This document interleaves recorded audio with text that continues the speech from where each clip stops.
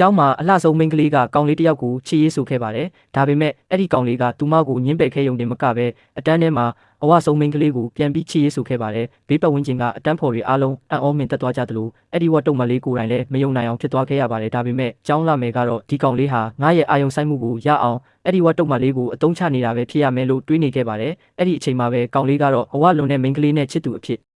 တရားဝင်တွဲလိုက်ပါပြီးမိန်းကလေးကသူမရဲ့ဝါလုံးနဲ့ကိုခန္ဓာကြောင့်ကို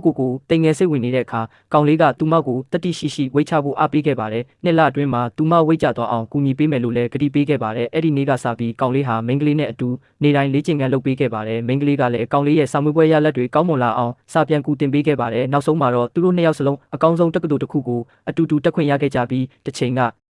ပေါင်း200ကျော်ရှိခဲ့တဲ့မိန်းကလေးဟာလည်းရင်သက်ရှူမော့ဖွယ်အလှလေးဖြစ်ပြောင်းလဲသွားခဲ့ပါတယ်အဖြစ်မှန်ကိုမသိတဲ့ကျောင်းလာမယ်ကတော့ကောင်လေးကသူမစီလာပြီးတောင်းပန်မဲ့အချိန်ကိုစောင့်မျှော်နေသေးပါကောင်လေးကအဲ့ဒီဝတ်တုံမလေးကိုတကယ်များကြိုက်သွားတာလားလို့သူမစိုးရိမ်လာတာကြောင့် selfie ဓာတ်ပုံတစ်ပုံရိုက်ပြီးကောင်လေးစီပို့လိုက်ပါတယ်ဒါပေမဲ့သူမကိုကောင်လေးက block ထားတာကိုသိလိုက်ရတဲ့အခါအရန်ကိုတုံ့လှုပ်သွားခဲ့ပါတယ်ဒေါသထွက်သွားတဲ့ကျောင်းလာမယ်ဟာသူတို့နှစ်ယောက်ကိုလူပုံအလယ်မှာအဆက်ခွဲဖို့အတွက်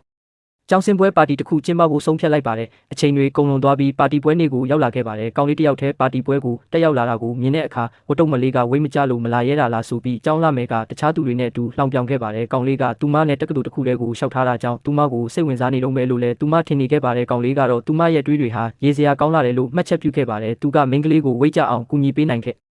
ကျောင်းနဲ့သူမအတွက်ကြောင့်ပဲအဲ့ဒီတက္ကသိုလ်ကိုရှောက်ခဲ့တာဖြစ်ကြောင်းကျောင်းလာမယ်ကိုပြက်ပြက်တသားပြောလိုက်ပါတယ်ဒါပေမဲ့သူပြောပြီးတာနဲ့လူတိုင်းကဝိုင်းရကြပါတယ်ကောင်လေးကလိမ့်ညာနေတာလို့သူတို့အားလုံးထင်နေကြပြီးကျောင်းလာမယ်ကလည်းအဲ့ဒီမိန်းကလေးဝိတ်ကြနိုင်တယ်ဆိုတဲ့အချက်ကိုလှောင်ပြောင်ခဲ့ပါတယ်သူချစ်တဲ့မိန်းကလေးကိုစော်ကားတာကိုကြားလိုက်ရတဲ့အခါကောင်လေးကကျောင်းလာမယ်ရဲ့ပါးကိုရိုက်ချလိုက်ပါတယ်ကျောင်းလာမယ်ကိုဆွဲလန့်နေတဲ့သူကဒါကိုမြင်တော့ကောင်လေးကိုဒူးထောက်တောင်းပန်ဖို့ချက်ချင်း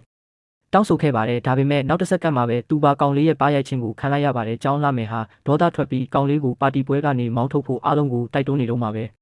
တွေ့ရပြီးလှပလုံးတဲ့မိန်းကလေးတစ်ယောက်ခမ်းမထဲကိုလမ်းလျှောက်ဝင်လာပါတယ်။ကောင်လေးကချက်ချင်းပဲပြုံးပြလိုက်ပြီးကြံတဲ့သူတွေအားလုံးကတော့ဒီအလှလေးကဘသူလဲဆိုတာကိုသိချင်နေကြပါတယ်။သူမဟာအရင်ကဝတ်တုံမလေးဆိုတာကိုသိလိုက်ရတဲ့အခါလူတိုင်းအံ့ဩလွန်းလို့စွန့်သွားကြပါတယ်။ကျောင်းလာမယ်ရဲ့ပရိသတ်တွေတောင်မှသူမဟာကျောင်းလာမယ်ထက်ပိုလာတယ်လို့ထင်မြင်သွားကြပါတယ်။လူတိုင်းကအဲ့ဒီမိန်းကလေးကိုချီးကျူးနေကြတာကိုကြားရတဲ့အခါကျောင်းလာမယ်ရဲ့မာနတွေပြိုလဲသွားခဲ့ပါတယ်။အဲ့ဒီမိန်းကလေးဟာကောင်လေးငှားလာတဲ့မင်း